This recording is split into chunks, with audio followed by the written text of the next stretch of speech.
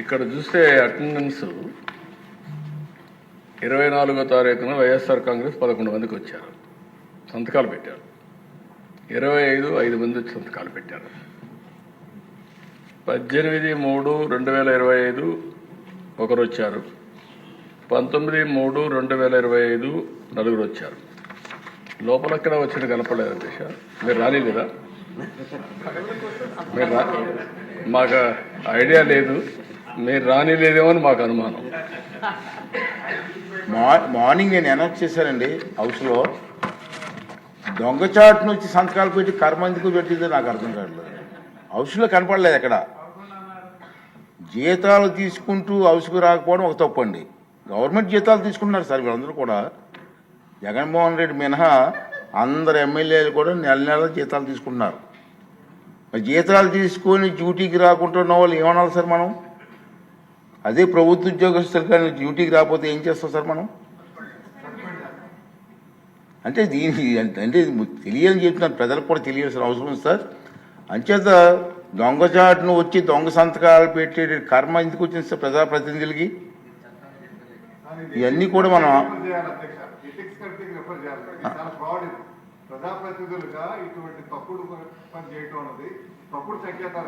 Definite చేద్దామండి. Okay, డెఫినెట్గా నేను ఒకసారి రూల్స్ వెరిఫై చేసి అవసరమైన రూల్స్ పర్మిట్ చేస్తే ఎథిక్స్ కమిషన్కి వెళ్దాం సార్. తప్పదు, ఇచ్చిందంటే ప్రజల డబ్బు ఇది. ప్రజా డబ్బుని జీతాలుగా తీసుకుంటూ ప్రజలకు సేవ చేయకుండా దొంగచాటుని వచ్చి సంతకాలు పెట్టవలసిన కర్మ ఇటు ఒకసారి దీనికి అవసరమైతే అంతా పెద్దలందరితో మాట్లాడి ఎథిక్స్ మనోహర్ గారు అంతా అనుభవం మాట్లాడిన తర్వాత అవసరమైతే ఎథిక్స్ పంపిస్తాం. దీని మీద సరైన కఠిన చర్య చేస్తారు. రాబోయే రోజుల్లో ఎమ్మెల్యే తాలూకు పాత్ర ఏంటి, వాళ్ళ డ్యూటీస్ ఏంటో వాళ్ళకి తెలియాలి, ప్రజలకు కూడా తెలియాలండి. ఇది నా తాలూకు ఆలోచన విధానం సార్. Okay sir.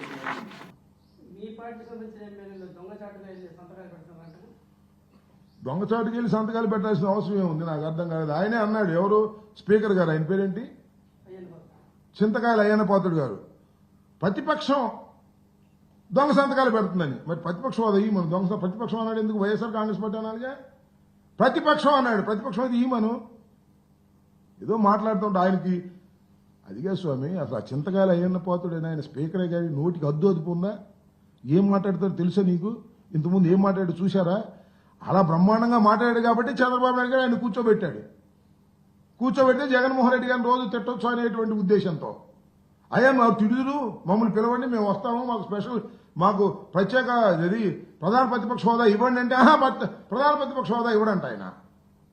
ఇవ్వకుండా మీరు రండి మేము తిడతాం అనేటువంటి కార్యక్రమం చేస్తున్నారు. మీరు చూశారుగా. అచ్చెన్నాయుడు గారు అన్నారు, నేను ఇక్కడే ఉండాలి, ఇలాగే మీరు అక్కడే కూర్చోవాలి, ఆయన రావాలి. ఇదే శాసనసభలో. ఆయన పక్కన R గారు అక్కడ కూర్చోవాలంట, ఈయన ఇక్కడ ఉండాలంటే, ఇద్దరు పర్సనాలిటీస్ పెద్దవి కదా, ఆయన రావాలంటే కుమ్ముతారా వస్తే? పిచ్చి మాటలు మాట్లాడేటువంటి కార్యక్రమాలు చేస్తున్నారు. శాసనసభని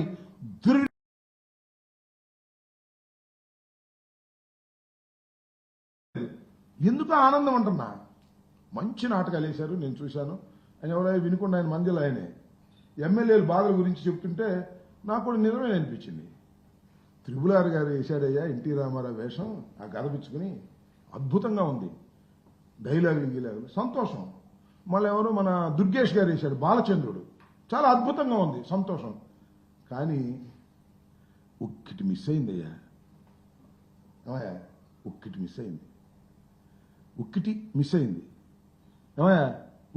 అయింది. ఆ ఒక్కటి ఏంటంటారా? చంద్రబాబు నాయుడు గారు ఒక పాత్ర ఇస్తే బాగుండేది. శకుని పాత్ర ఉంటదే, పితుహు అని శకుని పాత్ర ఒకటి ఉంటుంది. అసలు మీరు ఊహించండి, మన R గారు దుర్యోధనుడు పాత్రకి ఎంత చక్కగా ఫిట్ అయ్యాడో, బాలచంద్రుడికి దుర్గేష్ ఎంత బ్రహ్మాండంగా ఫిట్ అయ్యాడో, శకుని పాత్ర వేస్తే మాత్రం చంద్రబాబు నాయుడు గారు బ్రహ్మాండంగా ఫిట్ అయిపోయాడు. అసలు అనుమానమే లేదు. నేను కోపంతో చెప్పటంలా, శకుని పాత్ర అంత గొప్పగా ఉంటుంది భారతంలో కదా, అద్భుతంగా ఉంటుంది. అలాంటి శకుని పాత్ర ఒక చంద్రబాబు నాయుడు గారు వేసి ఉన్నట్టయితే అబ్బో ఇవాళ సందడిగా ఉండేది అనుకో. మమ్మల్ని తిట్టినందుకు ప్రతిఫలంగా ఉండేది. సందు తిరిగినప్పుడల్లా మమ్మల్ని తిట్టేటటువంటి కార్యక్రమం చేసేవాడు శకునిగాక ఏమవుతాడు చెప్పండి స్వామి. అది నా అభిప్రాయం. ఓకే,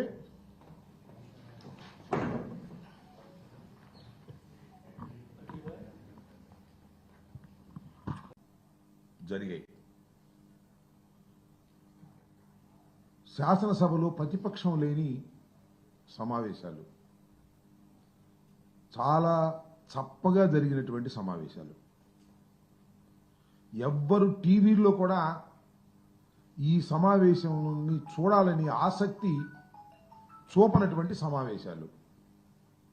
వైఎస్ఆర్ కాంగ్రెస్ పార్టీ శాసనసభ్యులు ప్రధాన ప్రతిపక్షం హోదాని ఇవ్వనందుకు వెళ్ళమని చెప్పిన తర్వాత, పాల్గొమని చెప్పిన తర్వాత వారు ఈ శాసనసభ సమావేశాలు చాలా అడ్డగోలుగా, పరస్పరం డబ్బా కొట్టుకునే విధంగాను, కూటమిలో ఒకరినొకరు పొగుడుకునే కార్యక్రమాలు తప్ప రెండేది లేదు.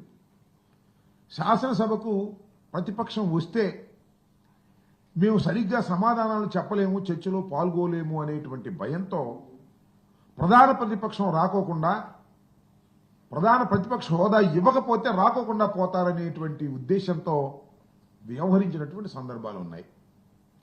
ఈ సందర్భం వలన టోటల్గా శాసనసభ సమావేశాలంటేనే ఆంధ్ర రాష్ట్రంలో లేదా దేశంలో అసలు చర్చ ఏం జరుగుతుంది, అడిగిన ప్రశ్నలకు ఏమి సమాధానం చెప్తారు, ఏ వాస్తవాలు బయటకు వస్తాయి అనేటువంటి ఉద్దేశంతో, ఉత్కంఠతో రాష్ట్రంలో ఉన్నటువంటి ప్రజానీకం టీవీలో లైవ్లు చూస్తారు.